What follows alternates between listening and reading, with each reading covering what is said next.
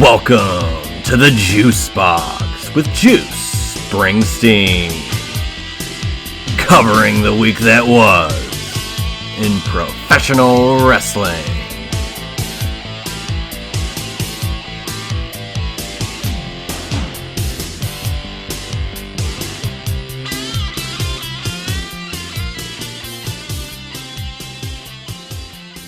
Boy, this weekend is loaded.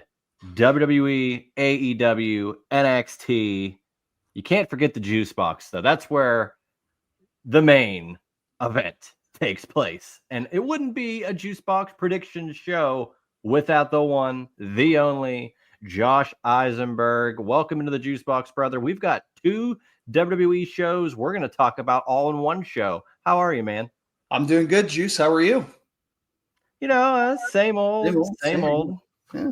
Excited to talk. I mean, this is a big weekend, you know, obviously aside from me turning, 29, we'll go with that. Okay.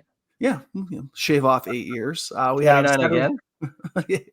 We have obviously Saturday night's main event on Peacock. We have Evolution, AEW. We're not going to talk about that today, but the two WWE shows, I mean, Great American Bash, if you want to call that a big show as well. I don't have anything to do Saturday and Sunday besides sit on my couch and just indulge myself in wrestling, kind of similar to WrestleMania weekend where there's constantly a show every 3 or 4 hours. I might need to take a break for a few weeks after that, but I'm excited to talk Saturday night's main event with you and also talk about Evolution. Absolutely, man. Yeah, if you're not going to any of these shows, to wake up, you've got NXT Great American Bash that kind of bleeds into All In, that will bleed into Saturday night's main event. Your whole day is pretty much, locked in. Yep. Now, we got Saturday night's main event, of course, on Saturday. Evolution, the sequel, if you will, PLE on Sunday.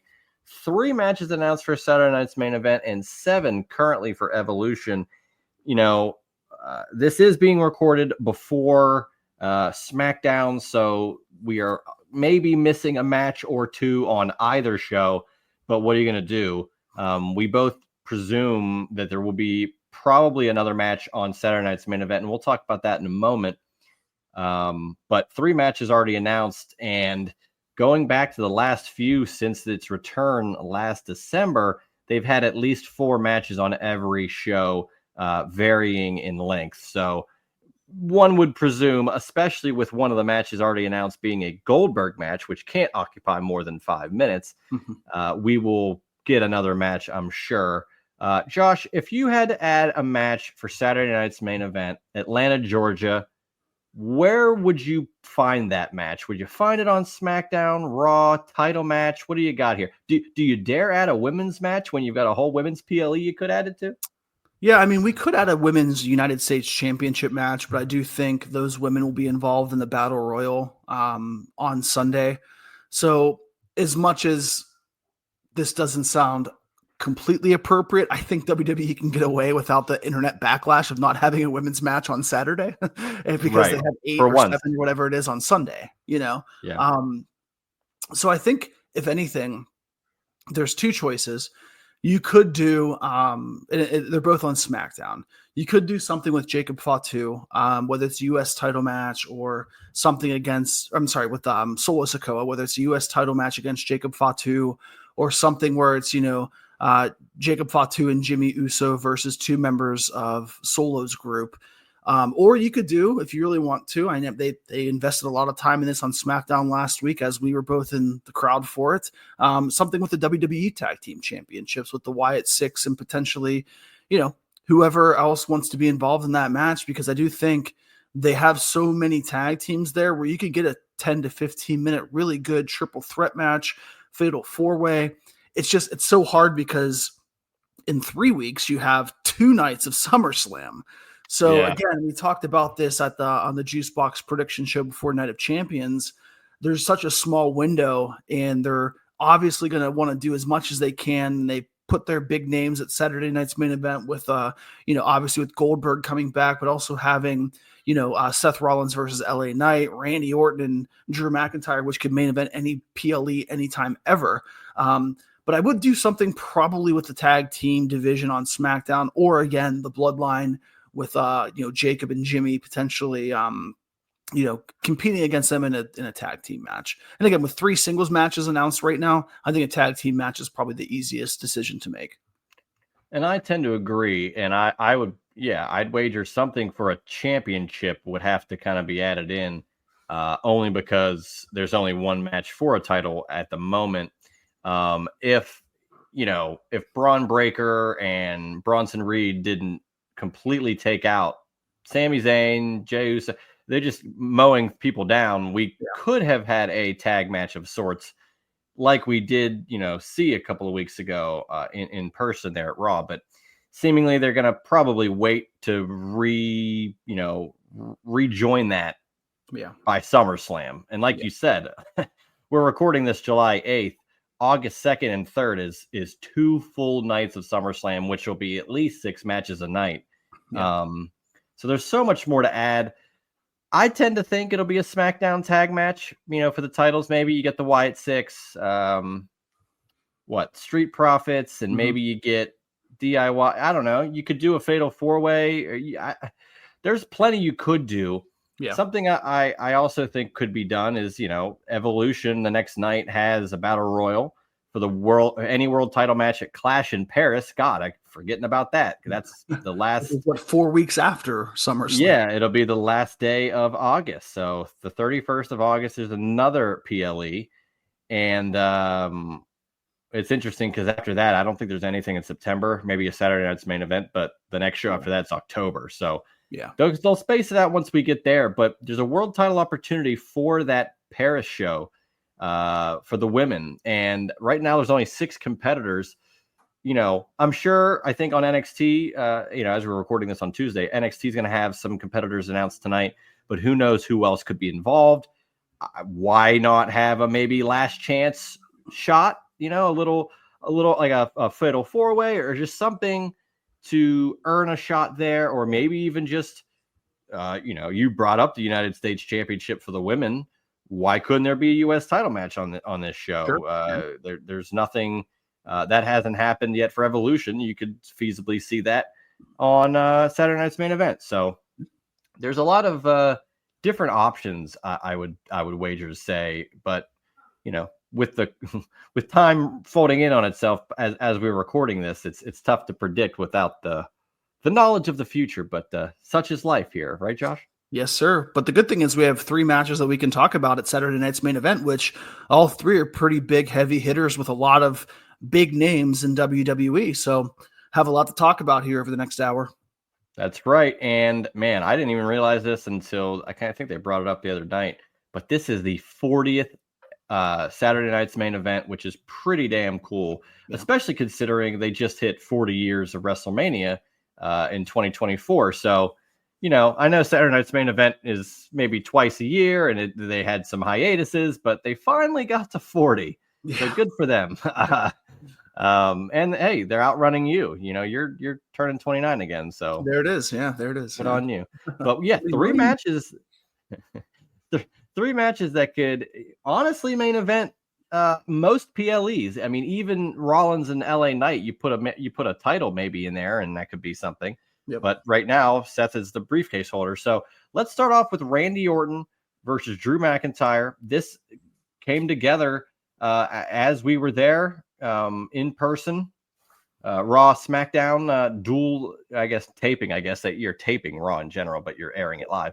Drew McIntyre's back. And man, I feel like he's always on the cusp of the world title picture, but it's a crapshoot at what PLE will he get that next chance, or will he get that next chance, or does it matter who the champion is? Where, okay, if it's a certain guy, then Drew's the perfect competitor for that. But if it's a different guy, let's wait on having Drew in the picture. These 2 guys, though, have had quite the interaction over the last weeks, months, and now we get the culmination here. Do you see this being just someone wins and that's it, and we don't see anything else come from it, or do you see some sort of thing where maybe there's an angle, maybe a screwy finish? Do you see this going all the way to SummerSlam potentially? I do. And the reason that I think this match is going to be, repeated at SummerSlam is because I know that you have two nights, and similar to kind of Drew McIntyre's entire career, he, like you said, he's on that cusp of always being a world champion, but not necessarily being in the championship match, even though he's been a multiple time world champion at this point. It's kind of similar to the situation that he was in leading up to WrestleMania. He was over, super popular, even though he was a heel, because he was doing some of the best work of his career on the mic, and obviously in the ring, he's always knocks it out of the park in the ring. And he was able to basically make CM Punk relevant when CM Punk wasn't on TV last year. But he got to a point where, okay, well, you screwed out Damian Priest for the champion. I'm sorry, Damian Priest screwed you out of the championship last year. There's history there. Let's put you guys in a match at WrestleMania, which I thought was a really good match. One of the underrated matches that you don't talk about much just because of, X, Y, and Z, Travis Scott. I do think it's a great finish here where, look, you look last year, Drew faced Punk at SummerSlam with Seth Rollins as the referee, and Drew went over. And we were thinking, wow, his, Punk's first match back, he got his comeuppance obviously at Hell in a Cell, but they wanted to extend that because one of the things Drew McIntyre does best in WWE is whatever feud he is thrown into, he makes interesting. Whatever feud or whatever storyline that you think might be a one-off, he can extend for 2 or 3 more months. Luckily, he only has to extend it for 3 more weeks. So I think that there is a screwy finish here. I think McIntyre wins. The only thing I would say if McIntyre does not win and they give it to Orton is primarily because I don't know if they want all 3 heels to win at Saturday night's main event. And we'll talk about this in just a minute. But overall, I think the idea, you can't have the face win and cheat. And Randy kind of showed a little bit of a heel turn-ish type, behavior after losing to Cody Rhodes. But I think him losing furthers his frustration and gets us to a point where Randy not finally turns heel, but is getting closer and closer as the weeks and months go on of getting back to what he was, for so many years in WWE. And I tend to agree with you. We might disagree on who's winning all the matches and, heel face. I have an interesting theory that will take us from the next match to the third match. So we'll get there. But I've got Drew McIntyre in this. I think, whether it's a rematch at SummerSlam with a stipulation or, I don't know, something else down the line, I think this is more of a Drew gets the first win. Yeah. And then, like you said, Orton is he's unhinged, but he's right there. Like he could go at any point and just flip a switch to whether it's, straight up heel work or just a more diabolical side to his character, as a tweener, to where it doesn't matter who you are. I'm going to punt your head off. So that could be something as well. With SummerSlam just in the distance, there's just so much room on that card for, honestly, if Goldberg were to win the title and be champion by SummerSlam, then all 6 of these guys, but at least 5 of the 6 on this show, to start out without any other knowledge of any other matches, these guys should all have pretty big slots on SummerSlam. So I just don't see it ending Saturday. I think Drew gets the upper hand, whether it's a cheeky win, and then you want Orton to get that, get his lick back and find that moment of redemption at SummerSlam. So give me Drew McIntyre in a good match, though. I think both these guys, Orton's been around longer, 20 plus years, and Drew hasn't been that long, but over 15. These guys are vets, and I think they're at some of their best work over the last 5 years. And I'm pretty, excited to see how this one turns out. As I always say, what's next, though, is really what's intriguing to me. Yep, absolutely. So let's get into what's next, at least on this potential 3-match card. LA Knight versus Seth Rollins, straight up singles match. Rollins, kind of picked a fight with LA Knight, and now it's LA Knight showing up and fighting him in the concession area and showing up behind him with popcorn, and just a lot of good stuff with LA Knight and Seth Rollins over the last, couple of weeks. And it's not that hard to just be like, all right, let's do a match. It's a quick build, but it makes sense. Seth Rollins has the briefcase right now for Money in the Bank. So there's not much else you're gonna do. You keep them in the shadows, kind of keep them off the radar. But this is where I think things are gonna take place. I have LA Knight winning this match. LA Knight has not had a huge win singles on a PLE or Saturday Night's Main Event in a very long time. I'm not even sure. I think he was a dark match in one of the Saturday Night Main Events, and he did get a win over Carmelo Hayes, but that's not the main show, and it is what it is. So I think LA Knight was going to win this match against Seth Rollins because I don't think Seth Rollins will be done with his evening, and we'll touch back on that after this. But Josh, what do you say about this match? Yeah, so I think at first I have a thought that I agree with you, that Seth can lose earlier in the night and then maybe do something later. Obviously prime example, WrestleMania 31. If they really want Seth to be champion going into SummerSlam, that's what I can see happening. I just don't fully know if. So I have two thoughts here. Seth wins. He goes to SummerSlam as champion. Obvious idea is facing Punk, right? But my second option, and this was more just because of the things that happened on Raw on Monday, is who are the two guys that got taken out? Sammy and Jay. Yeah. They were part of the bloodline. Roman's quote unquote coming back for SummerSlam. Mm-hmm. Excuse me. So I think honestly what you can do if you want to extend the briefcase and extend Seth Rollins, you can have him win this match, not be involved in the championship match, or maybe tease it with a potential return of Roman Reigns. And then you can set up Seth, Bronson, and Braun Breaker versus Roman, Jay, and Sammy. And I know they said out indefinitely, but a few weeks, no big deal. They can come back. Out indefinitely is just for storyline purposes. And before you continue, so are you saying that in your mind you believe that Bronson, Braun, Seth versus Jay, Sammy, Roman 6-man is good enough for SummerSlam?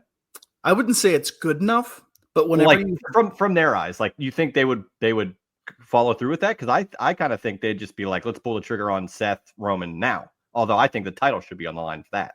But then what do you do with Punk? That's the question, Jimmy. Exactly. So yeah. So what I was going to say, before I was rudely interrupted, that's the only outlier because we know that that Punk is looking for Seth. He wasn't on Raw this past week, but the last time we saw him, he's coming out and trying to, basically beat up Seth. But when I see those pieces in place on Monday, I'm like, okay, Punk doesn't like Roman. Punk doesn't like, he likes, I guess, Jay and Sammy, but not to the point of where storylines make sense. Right. So I just think that's a way to get one quote unquote big match in at SummerSlam. And you can still potentially do a Gunther versus, if you want to do Gunther and Punk, cool, or Gunther and, whoever you want, which that's the problem though, because Gunther's such a good champion. And if Gunther does, retain and there is no cash in, I don't know who he faces at SummerSlam that we think, he could probably lose to. And that's the only problem that I have with the storyline with Seth Rollins is because he's making enemies with everybody, right? Jay, Sammy, Penta, LA Knight. I mean, Roman's still lingering out there. So ideally, I think, and we can talk about this to kind of transition in, I'm leaning slightly towards Seth because I'm not fully sold that he will cash in at Saturday Night's Main Event. But again, there's that cloud. Where does Gunther go from here? Where does Punk go from here? So I don't see a one-on-one match with Roman Reigns versus Seth Rollins at SummerSlam. Yeah, I tend to agree with that. I just think if it's going to be Seth Roman, wouldn't you want to have a title on the line, for that type of match? Yeah, I agree. But then how do you fit Punk in? Do you rerun WrestleMania triple threat back with the championship on the line between all three of those guys? Well, and then what do you do with Gunther? So there's so many outliers here. I know there's a lot of different avenues, as we like to say on here. The biggest question that would solve a lot is the briefcase. Do you think it's more in Seth's character to, cash in to make a triple threat like he did before in Gunther Goldberg and win the title? Or do you think it's better in his character for Gunther to win? Punk gets the shot at SummerSlam. Punk wins the title. Seth cashes in on Punk because he hates Punk. Like, what is it? Especially for 2 nights, right? Like, right. You could have a potential 6-man match with the people I was talking about, and Sunday you can have Gunther and Punk, or even Saturday night, to be honest with you, you can have Gunther and Punk. Right. Well, that's the thing. Cena Cody's going to be main event night 2, so you could probably get a world title match on night 1. Yeah, so you could have that. And again, it could go back.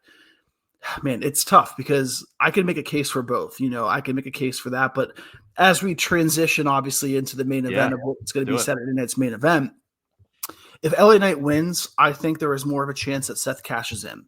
If Seth wins, I think that we do not have a cash in, but a potential attempt at a cash in.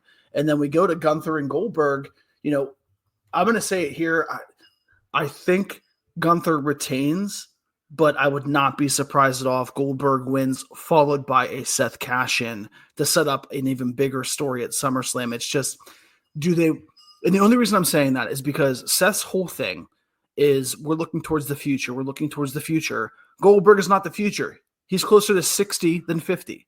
So that is an easy way of Seth cashing in and moving that towards SummerSlam, and then you can have all the people that are trying to get back at him. Again, my 6-man idea is primarily because I don't know what you do with Jay, what you do with Sammy, and if Roman's not in the championship match, what you do with Roman. I can't see him going to the other bloodline because there's not a story there right now. The last time we saw Roman was Seth pinning him at WrestleMania, him and Punk feuding. There has to be something that leads us from that storyline to this storyline. I don't think Triple H and the creative are lazy enough to just let that go for a month. Even if it's 1 month where Roman's back and he's going back out to Hollywood and doing his things. I can't see that happening. And that's the other problem. The first problem is the briefcase. Like, when is that literally come into play? And then the other is Roman. Like, if Roman returns at Saturday night's main event, he's got a match at SummerSlam. But if he returns at SummerSlam without a match at SummerSlam, they're just running back what they did last year. Yeah. And I don't think they're going to do that. I think you want to, especially with 2 nights, you're going to have to load up both nights no matter what. And I don't think a title match is there for Roman yet. I could see the 6-man. But does it mean more if Seth is champion and he's not defending it and having, a 6-man? Like, because that to me makes it seem like a worthwhile. It's not that it wouldn't be worthwhile with Roman at the top versus Seth at the top with 2 of their guys as a 6-person team. But if Seth is world champion, and then they have that match, and what if they win that match? Then Roman gets a shot on night 2, or Roman gets a shot at the next. Like, I don't know. It all depends, because let's say they do a 6-man, but Seth's not champion and he didn't cash in. Yeah. Then Gunther's going to have to, then that's where you get maybe Gunther Punk. And I'm going to walk back what I said of like Punk winning the title and getting screwed out of it. I think if Punk's in a title match, I think Rollins would absolutely make it a triple threat so that Punk doesn't even get the shot to win it. Yeah. Or again, he interrupts. Yeah. Like you said, he interrupts during that match and makes it a triple threat, very similar to 31. And we can talk about that. Obviously, we'll be together for the SummerSlam predictions whenever we figure out what the hell's going on. But my question is, do you think Saturday is the right time for Punk to cash in? Or, I'm sorry, for Seth Rollins to cash in. I think it all depends. I think it works better because they're already making this as it's 2-pronged. They're saying this is Goldberg's final match, yet we all know if he wins the title, it's probably not, although he could retire as champion, which would be poetic. And then you got a whole nother. Yeah, I don't like the idea though. Yeah. I don't really like that either. Cause I think Goldberg's character would be, well, I'm going to defend it. Like, so, but, a brief, quip on I think it was Raw the other night where Michael Cole is like, well, I asked Goldberg, what happens if you win the title? And he's like, well, that makes it kind of interesting, doesn't it? Or like, we got a bit of a qualm or quandary. So he could very easily win this thing. And I don't see Goldberg winning the championship and having another match at SummerSlam. I don't. Neither do I. No. And I also see it as an easy way for Goldberg to have his final match, not be pinned, and also lose his final match by Seth cashing in. Sure. Yeah. So that's all. That all makes sense. The only thing that wouldn't make sense is Goldberg straight up winning and nothing else happening, and then we get Goldberg as champion for at least a month, unless Seth cashes in on a Raw or something. But I don't see that happening. Would you? Or it's got to be on a PLE, yeah, right? I don't see it. I think if anything happens, Goldberg wins, Seth cashes in, or Gunther wins, there's a potential tease of Seth cashing in. But again, I think either way, I think the Saturday night's main event, the biggest thing you see is win, loss, or draw. Goldberg will get a standing ovation from Atlanta. I think that's important to him. And I think Triple H is trying to do right. I mean, Goldberg's a guy that, when he came back years and years ago, he put Lesnar over after squashing him at Survivor Series. And, sadly, he beat The Fiend, but then he dropped the title again. So he's not a guy that's not willing to put other people over. It's just creative sees him as Goldberg in the 90s, where you don't want him to look weak, but he's 58 now. So you have to think more of who can we get a good rub off of, where they say, I retire Goldberg, or I'm the last person to pin him. Could be Gunther, could be Rollins. A lot of options here. So who do you have winning the main event here? Or who walks out as champion? How about that? Well, that's even more insane. I don't know. The other thing is, like, you say that with the booking of Goldberg and like how they think it's still the 90s, but I think now that they've made it, again, outside of, wrestlers never retire and all these things, it's like, well, this is Goldberg's final match. They do leave a little bit of a crumb there for him to win. And naturally, I would say he wins, but it's also in his hometown. So I kind of don't think he's going to win. I don't think Goldberg will win the match. However, I'm not so sure Gunther walks out as champion. Okay. Damn, I don't know, dude. Isn't that the best part, though? There's so many options It is. in these scenarios where we're still not sure, even though we watch, 20 hours of wrestling a week, you probably 30, because that and Seinfeld kind of balance each other out. But right. Well, and especially with this, it's like any of the options, people are already, critical of the match. I'm somewhat critical in the sense that I just don't want anything bad to happen to Goldberg physically. That's really where my concern is, to where, like, should we really be doing this match? It has nothing really to do with the booking, because Goldberg put over Lashley in 2022, if I'm not mistaken. So, like, this is pretty normal, and they're making it his final match. So if anything, this will only last another month or two if he were to win. So it doesn't matter to me. As long as the match goes off, I think it could be even passing of the torch too. Like, Goldberg could get the Gunther beat him, and it's like, hey man, you're the better man. You beat the man in Atlanta, and I think he could walk out. Man, what is it? 27 years and 6 days since his Atlanta Georgia Dome win against Hogan. I mean, it's kind of fitting that it could end in Atlanta too. So just give me Gunther. Ultimately, I can't confidently say that he's gonna be champion by the end of the night, but I think Gunther will win the match. What do you think? Yeah, I think that's what I'm going to bet my money on. If I had the money to bet, I'm going to put that money on Gunther. There's something about how Triple H views Gunther that it's hard for me to believe that Triple H will take that strap off of Gunther for 1 month to give it to Goldberg and then rerun it back. So yeah, I'll take Gunther. Right, because the point of Goldberg is to get him like one final run or match. Ultimately, the other part of it is to, well, whether he wins the title and then loses it or just loses it outright, who is that person, so that they can be put over further, because it's going to be a younger guy by default. No one else over 58 is wrestling on the card. So yeah, exactly. Looking forward to Saturday night's main event. Like I said, we both brought up, there's absolutely room for another match or two. So check around, see what happens on SmackDown. I'm assuming that they'll add something else. So looking forward to it. Ultimately, it's always great to have wrestling all throughout a day. So Saturday is going to be insane. But Sunday is going to throw us back to 2018, the sequel to Evolution, the first PLE that was all women. Now we get another one. People have been clamoring for it for a long time. and now it's here. And some are all, also kind of critical of like, well, they kind of rushed this and they're just stacking it because it was supposed to, the original plan was it was supposed to be July 5th. And now it's like, well, let's all run that and NXT and Saturday Night's Main Event together and kind of combat AEW, which I get, but it kind of just makes Evolution seem less than. If Evolution was on its own weekend, I think it'd get a lot more juice to it. Because I think a lot of people are actually more intrigued maybe by Saturday Night's Main Event purely for what's happening. But I got to tell you, Josh, I'm liking a lot of the matches that are set up here for Evolution. Yep. 7 of them so far. If there's another one, maybe they'll add one, but a battle royal, 1, 2, 3, 5 championship matches, and then a no holds barred match featuring the Money in the Bank winner. So let's dive in, man. Singles match for the NXT women's title, Jordynne Grace versus JC Jane. JC Jane was kind of came out of nowhere and took the NXT title from Stephanie Vaquer, and we'll get to her later on.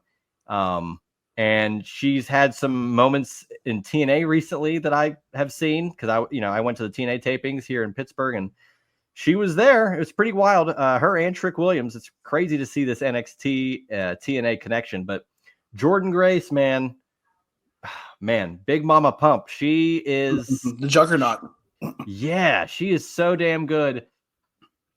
I mean, JC Jane's got the numbers with Fallon Henley and Jasmine Nix with her, but I think Jordynne Grace should just win this match outright and just start her own pathway. What say you?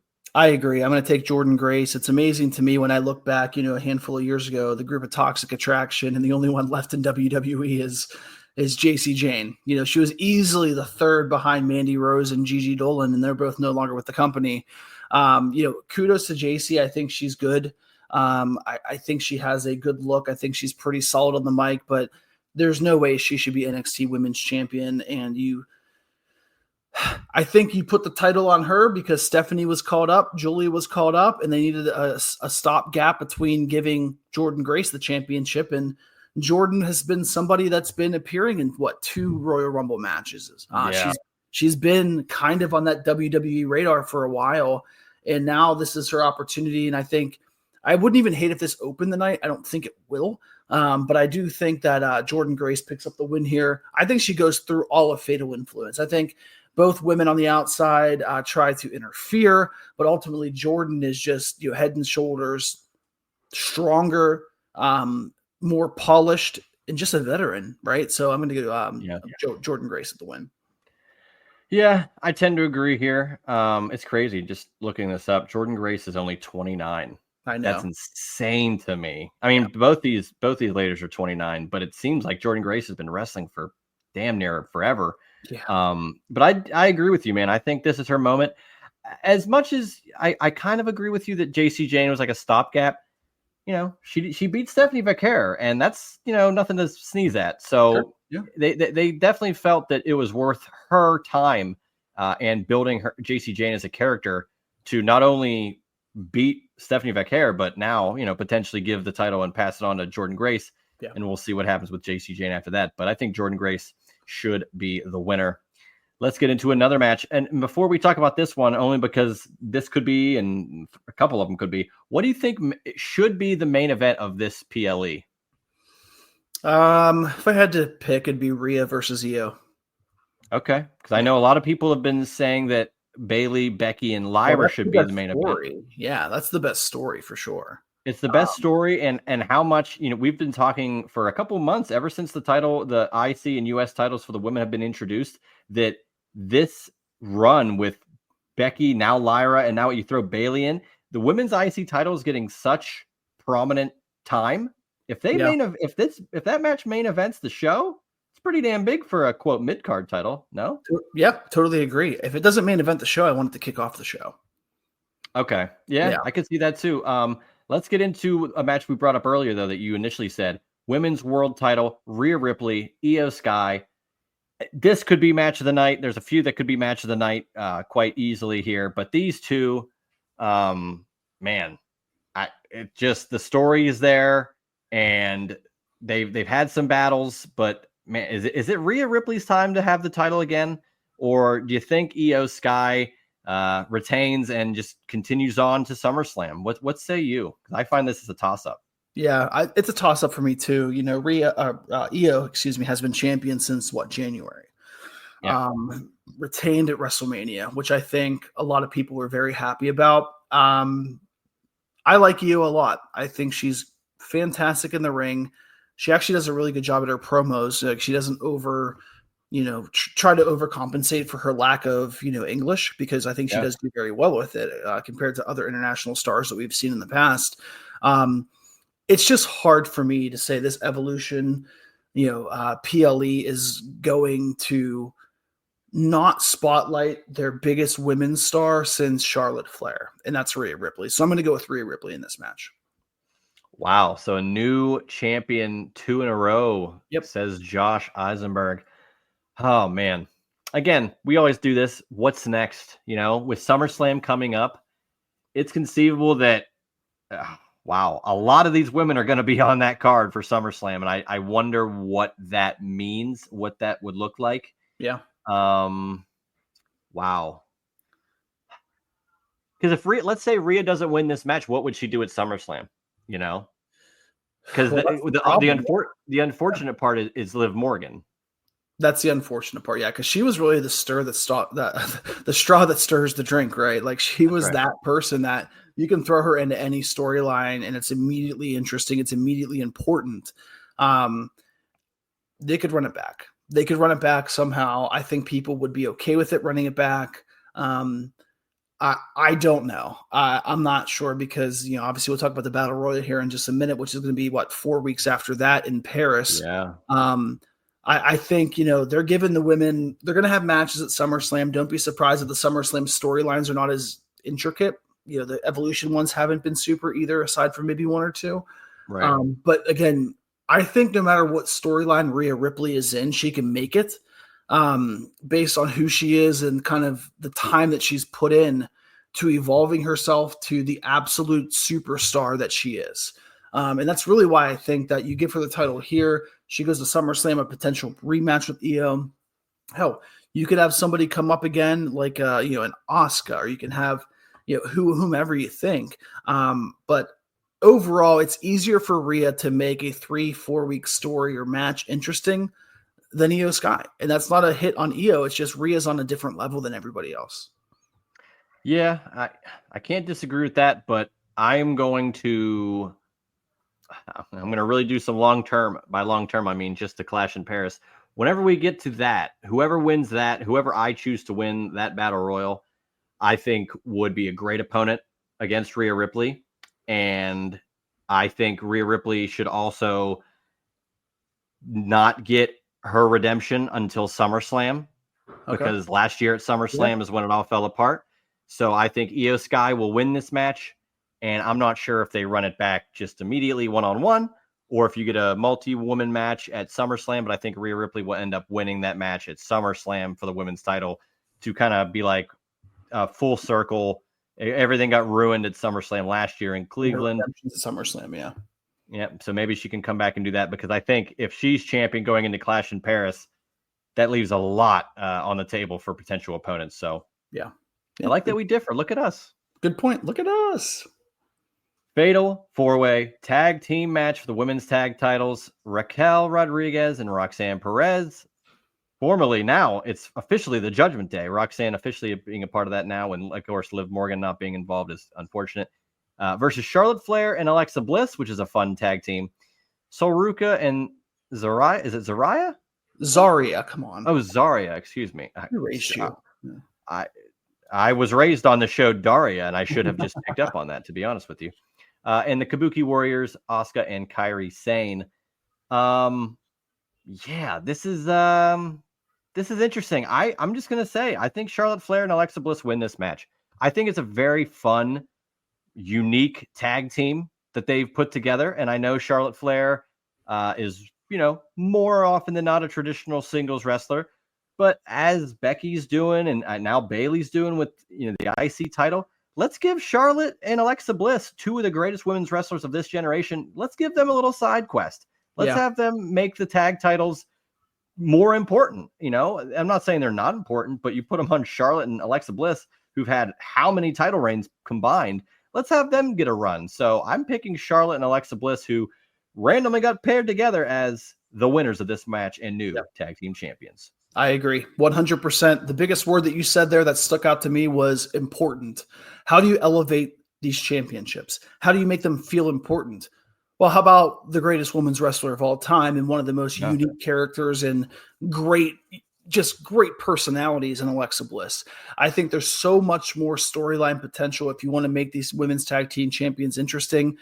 And honestly, if Roxanne and Raquel were retained, or if the Kabuki Warriors or the wild card of the NXT of Sol Ruca and Zarya, if they won, these titles probably would have no chance to being on the SummerSlam card, even if it was 2 nights. So yeah, absolutely agree. I think Alexa and Charlotte Flair become tag team champions, and you ride that out for 3 or 4 months with some opponents coming up. I wouldn't mind the Kabuki Warriors in basically a traditional tag team match at SummerSlam. You can do a women's, short women's tournament to see who faces those two. Definitely Charlotte and Alexa. That's probably the one thing I think I'm most confident in on this show, aside from maybe another championship match that we're going to talk about. But yeah, I give them the tag team titles. Look at us agreeing again. We're back on the wagon or on? And we're back. Yeah. All right, here is an interesting one, and I brought it up earlier. Battle Royal for a world title match at Clash in Paris. So that Clash in Paris show takes place August 31st. So we've got the rest of this month. You've got SummerSlam at the beginning of next month, and then a whole 4 more weeks before this person's future match will take place. So, I mean, in theory, someone could win this match and get injured and be back in time for that match. Like, it's that long of a duration. So after we predict, I'm also curious as whoever wins this, what are they going to do in between? Yeah. It's a very unique situation, but I'm just going to ask you like this, Josh. 6 women have been announced: Maxine Dupree, Natalya, Nikki Bella, who was apparently originally supposed to face Liv Morgan, Nia Jax, Stephanie Vaquer, or Ivy Nile. Josh, those 6 women or the field? The field. Wow. Okay. Yeah, I know that Stephanie Vaquer is probably the hot choice. I just don't want to see her in a championship match at the end of August, especially if she's facing a potential Rhea Ripley who just won the title. Because if Rhea's getting the title, she's not dropping it in less than a month or a month and a half, whatever it is. So I know that you see all these big, these up and coming names, there could potentially be a Julia in that battle royal, even though she's U.S. champion. You could see a lot of the NXT people come up that have a lot of potential. My wild card, I have no idea if she'll be there. I would put it on Bianca Belair. And the reason being is Jade's going to be in a championship match at SummerSlam. That storyline, that feud is still there.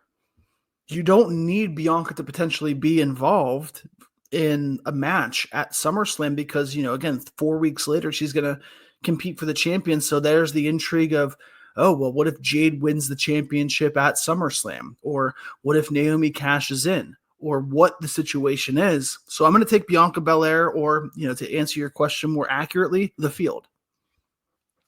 Yeah, and that's the question, Jimmy, is the field could be damn near anybody. There could be legends we're not talking about could be thrown in there. And I know that doesn't mean that they would win. Could be, but who knows? So who'd you say? Nobody's meaner than Tamina. I thought, whenever I mentioned the 6 women that your personal favorite, Natalya would win. Well, she's the best. The best there is, some would say.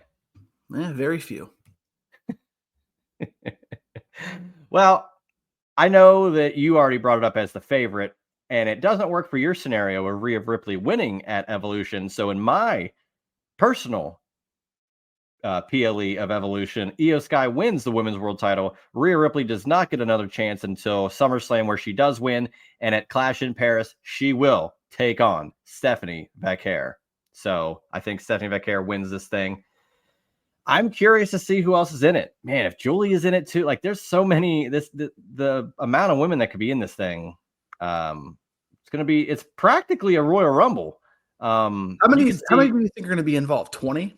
I would hope no more than like 20. Yeah. Because you get to 30 and it's like, well, just call it the Rumble. Yeah. Like, And I'm also curious, like, does the loser of the NXT women's title match get in? Does the loser of the women's world, wherever this match takes place? Now, if it's first on the card, whatever. But I think it'll be I have a middle feeling card. it's not. Yeah, and I think to fill this out, there's 6 or 7 announced right now.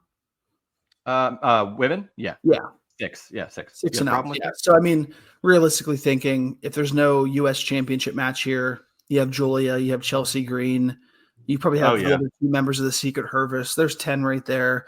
Say 3 or 4 from NXT. There's 13. You'll add a couple of randos in there that are part of the roster. You could have Lita could be here, yeah, or some other former legends.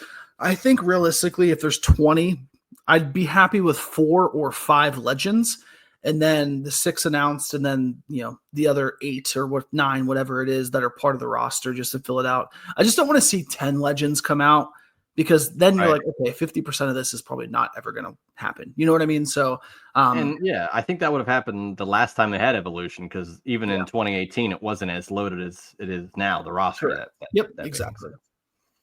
So, speaking of legends, Trish Stratus. I was trying to say it like John F. Kennedy Jr. But Trish Stratus taking on Tiffany Stratton. This is going to be an easy match to watch. I got to tell you that. I don't know that the finish is going to be any easier, though. I think Tiffany Stratton is going to win this match. Oh, I'll always finish watching these 2, but yeah, go ahead. Pause. But will Tiffany Stratton be the champion by the time the night is over? Josh, what say you? Yes, because I think a street fight with Jade and Naomi will take too much out of either of them to be realistic if there is a Naomi cash-in. If Naomi was not on the card, or she was just she wouldn't be part of the Battle Royal because she has a championship opportunity whenever she wants. But if they didn't have that street fight, I would say this is a prime time for Naomi. But I think Tiffany walks out champion. Trish, thank you for another great match. Appreciate you for getting me through all of my teenage years. And I hope you have a great match. Tiffany Stratton wins, walks out as champion. Yeah, I tend to agree. I think there always is that chance of like a tease of a cash in, but I think you're probably on board with, it's going to be Jade and Tiffany at SummerSlam. And, you probably get either a cash in to make it a triple threat, or Jade wins and Naomi takes it. I think that's of the Money in the Banks. I think the women's is a little bit more easily predictable. Yeah. And I don't necessarily think that's a bad thing, but no, it's set up pretty damn perfect with a story that they've had with Jade and Naomi, which I still not fully set that Bianca is innocent. So maybe they'll touch on that at some other point, but I think Tiffany's going to win here. Trish still got it. She had a great match at Evolution the last time. And I think in 2019, she had a great match with Charlotte at SummerSlam. Yeah. So I definitely think that, Trish still has it. 6 years later? She wrestled Payback, right? She was Payback. Yeah. What I was going to say is she had those great one-time moments back. But I didn't even hate the fact that whenever she was, quote unquote, even though the feud didn't go anywhere with Zoe Stark, I thought she was easily able to keep up with some. Zoe gets a lot of crap, and I feel bad because she's hurt again. But she put on a great match with Zoe. She has it still, and I think that's a really great thing to see. And again, obviously the 6-woman match at WrestleMania 39. So she continues to do it, and it's amazing because she's only called upon a couple times a year, not even once or twice a year, if that, over the past 5 years. I expect this to be a really good match. I think it's going to really surprise people. But the biggest thing for me I want to see is, how does Tiffany carry Trish? Because as much as Trish can be so good still, you have to have that young girl controlling the ring, controlling the pace, and controlling the match. And they're 2 very similar looks. Trish Stratus, Tiffany Stratton, very similar characters, personas. But Tiffany has to take a step forward here for, I think, just overall her demeanor. Her, if she slightly turns heel again, and because Jade, I don't think is going to be booed, but there's just a lot of intrigue to this on their character development for Tiffany Stratton after this match for me.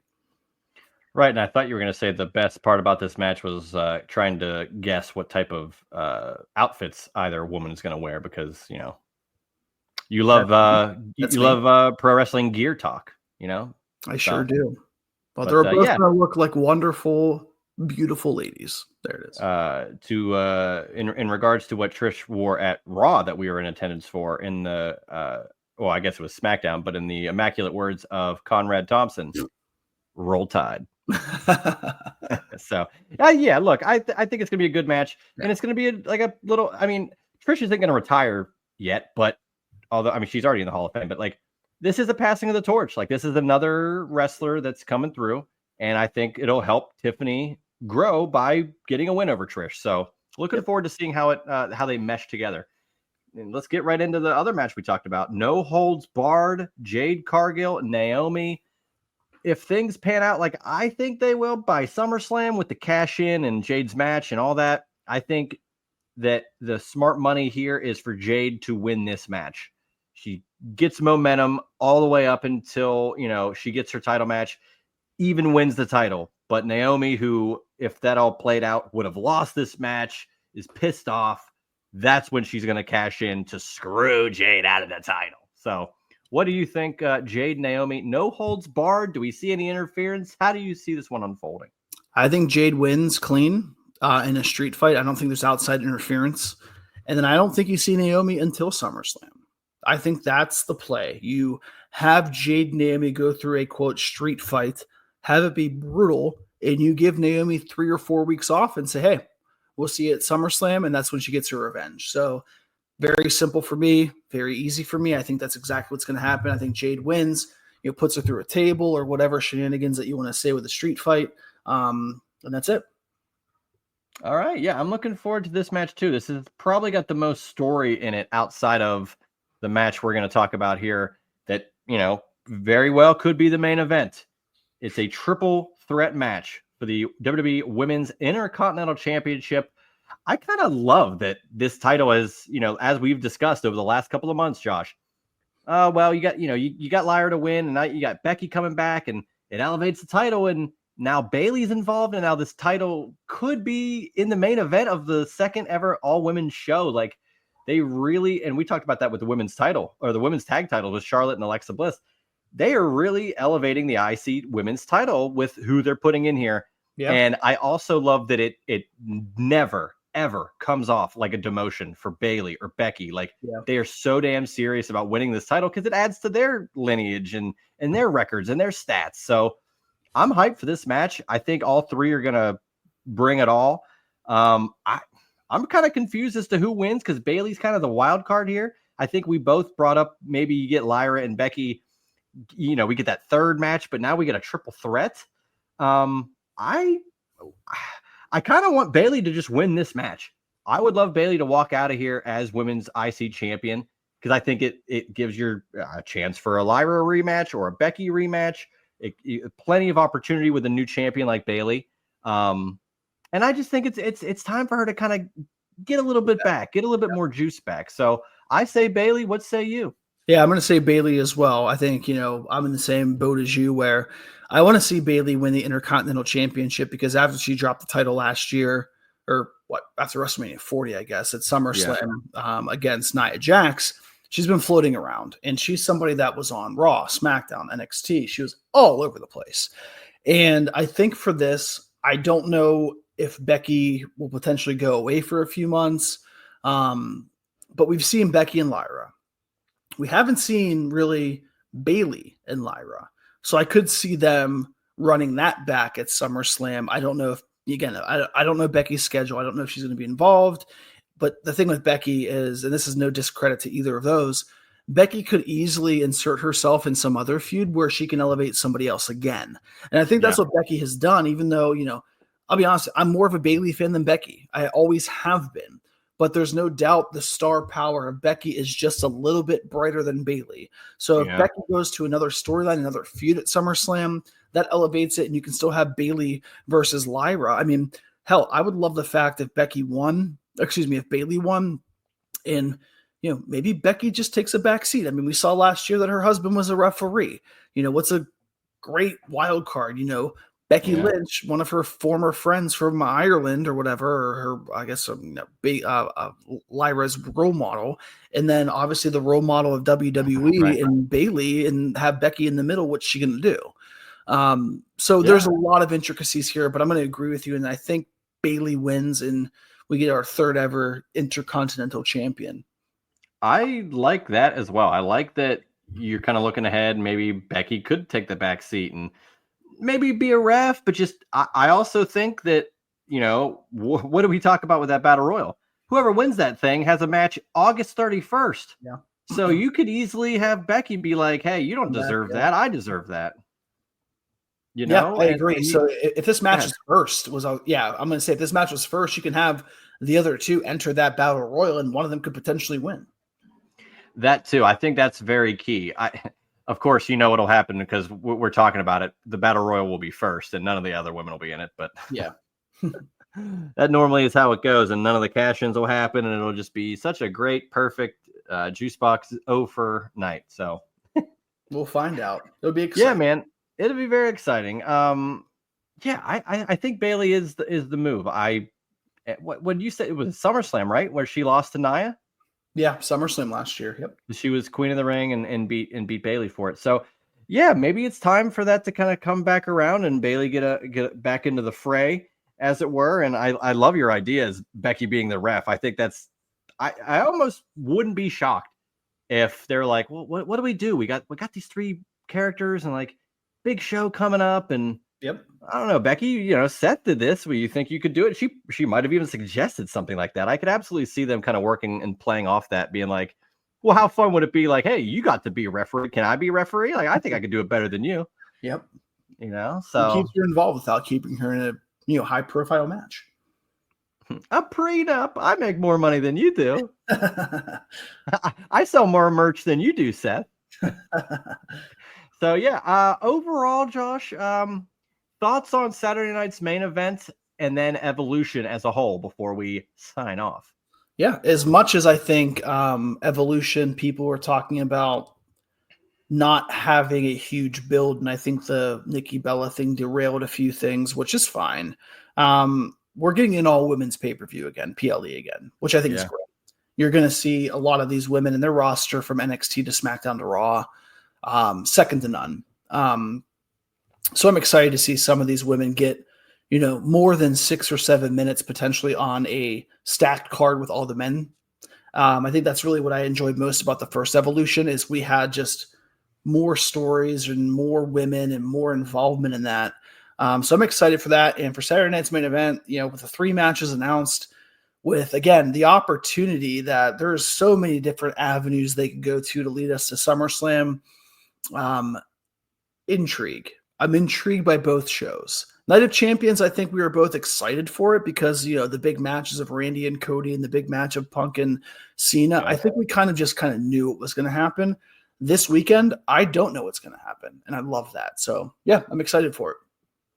Yeah, I agree with you. Yeah, Night of Champions was hinged on, man, these 2 matches are massive, and we don't know maybe who's going to win the tournaments, but it's very exciting, and we know that we're going to like Punk and Cena regardless. Like, this is a match, we wanted for how long since they last did it in 2012 and, or 2013 rather. But, these 2 shows, very different. You got an all women's PLE and man, titles galore, but there's story as well. I like that there's, that's where I take some issue with fans. It's like, they are putting effort into this. Like the triple threat for the women's IC has story. They've been talking every damn week. Tiffany and Trish is a great like throwback to the current. And then this Jade Naomi no holds barred has been building for how long? The briefcase is involved. A battle royal is going to have a bunch of interesting people in it. You have a unique tag team with Charlotte and Alexa. Yep. Rhea and Io is going to tear the house down, and then you can see, a new champion for NXT and a woman like Jordynne Grace who's been killing it for years. So I agree. Your word of intrigue, I think, goes to both Evolution and Saturday night's main event, because how many different scenarios did we come up with for the combination of the Seth Rollins, LA Knight, and Gunther Goldberg match? Like, spanning multiple months. Like, we don't know what the hell's going to happen. And we're probably better off for that. So that's the genius behind it. Exactly. That's the genius of PLEs. We don't know what the hell we're talking about, but we love talking about it right here in the Juice Box. Man, hell of a weekend. Hopefully, whatever you're doing, whatever you're watching, and wherever you watch it, you enjoy it, because we've got NXT, AEW, Saturday Night's Main Event, and a Evolution PLE all within 2 days. I'm looking forward to all of it. I'm going to catch all of All In. I'll be there, but I won't. No NXT. And I'll be watching Saturday Night's Main Event and Evolution. You got that right. Like, I'm hyped for this weekend, and pretty much because SummerSlam's next, and that's the big one. And I like seeing how this weekend shapes up. The first ever 2-night SummerSlam. There's a lot of pressure, I think, on WWE to make that first SummerSlam 2-night thing a special one, because you got to cash in. If it doesn't work, Josh, if they don't sell a lot for these two first night, is Minneapolis screwed? Are they going to renege on the deal and make them have one night in 26? Quite possibly. We never know.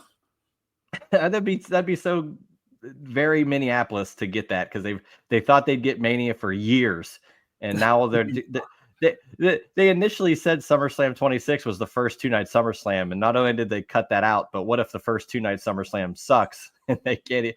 You know what? We'll just do one night. We're sorry. Well, then you bring Goldberg back for SummerSlam next year. Yes. Hey, maybe you bring Brock back by then. You could run them back in Minneapolis. Oh boy, we're running in circles here. We are, but man, hope you guys all enjoy your weekend of wrestling. For Josh, at Josh Isenberg 4 on Twitter, for yours truly, at Juicy Steen on Twitter, this has been the Saturday Night's Main Event and Evolution PLE Prediction Show right here on the Juice Box. That was the Juice Box with Juice Springsteen. Make sure to subscribe to the Juice Box wherever you listen to podcasts.